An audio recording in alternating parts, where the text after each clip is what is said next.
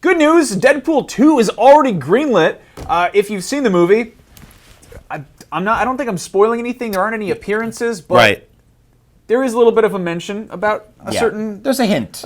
A pal of Deadpool's. You stick around long enough. A little Mr. Nathan Summers. That's right, Mr. Cable. Cable himself, and of course, before it even was like officially greenlit or anything, we already had people who were chomping at the bit to take on that role of Cable. It's kind of going to be the big question: is if they're going to have a Deadpool 2 with Cable, who's it going to be?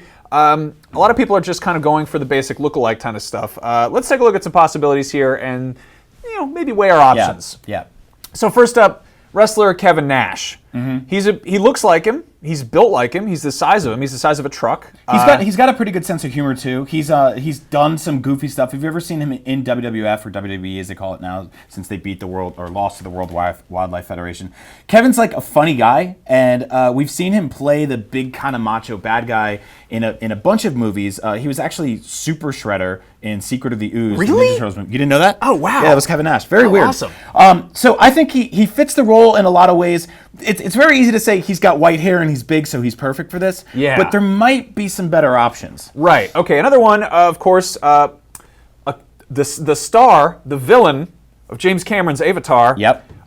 There's Stephen Lang, who plays the man with the robot suit, who very much jumped the gun on this entire conversation last week by starting his own sort of social media campaign. Yeah. Which, by the way, I don't think that's ever really panned out for anybody, and it kind of just, I think it's kind of like, dude, get an agent, network. I feel like the social media aspect is kind of like when people do online petitions. It's like they rarely work. Yeah, I mean, I don't know. I think the closest we've ever gotten was the Donald Glover trying to be Spider-Man thing, and he didn't get a movie role, but he did get a voice acting role. Yeah, in the game, which is pretty close. Take the Thomas Jane approach, where you do your own fan film, volunteer to play the part for free and see how you can pull it off. So Stephen Lang, we actually haven't seen him do a ton since really Avatar. Much. Also, he doesn't Cable has a certain charisma. Again, I think it's just muscles and white hair and previous film with scars on the face. Yep. Anyway, moving on.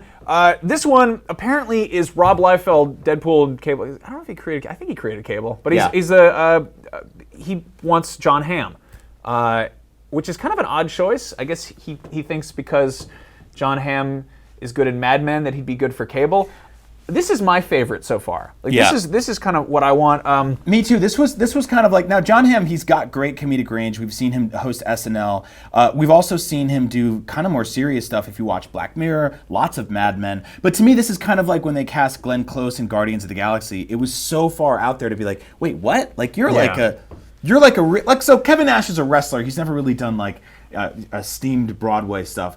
Jon Hamm has incredible range, so this would be a really good get for them. I think he's a safe bet, a strong bet. I think he's really good. And if you're watching this, looking at the hair, we keep being like, oh, we need to get someone with gray hair. They can dye people's hair in Hollywood. Yeah, spoilers, they didn't actually burn Ryan Reynolds' face to make Deadpool. All right, so then, on that note, this is a weird one. Hawke Watch, Ethan Hawke, spotted here first. You've seen him here. Where's Ethan Hawke? So, if you're unfamiliar with the Marvel Universe, Cable is the son of Jean Grey and Scott Summers from the future. And I think this would kind of be interesting because Ethan Hawke he looks like James Marsden. He looks like somebody beat the crap out of James Marsden in the distant future. It is weird he's their little boy, by the way, because both of them are kind of skinny. And this is a big jack dude. I mean, spoiler alert, Cable as a character is sort of a ripoff of John Connor. Yeah. That's kind of his deal. He's a time-traveling dude who's like, we got to go to the future and fight the things. There's a bad time up there in the future. Yep. Ethan Hawke, I'm thinking, has experience from Training Day of acting as sort of the foil to a totally crazy... Yeah. So, I mean, if we get some, kind of an older Ethan Hawke acting alongside Ryan Reynolds, that could be interesting. He doesn't really have the build for it, but obviously... He doesn't, but if you watch Captain America, Chris Evans wasn't exactly a skinny little boy when he started. Wasn't. Yeah. And then Photoshop. Finally, here's your favorite, which I think would be a little bit too scary for the kids. Ron Perlman.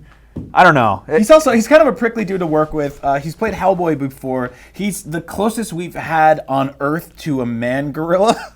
Yeah, that's true. Which I kind of love him for. You did a really good job of matching these photos up here. Thanks, man. I was really looking for poses there. Good pairing.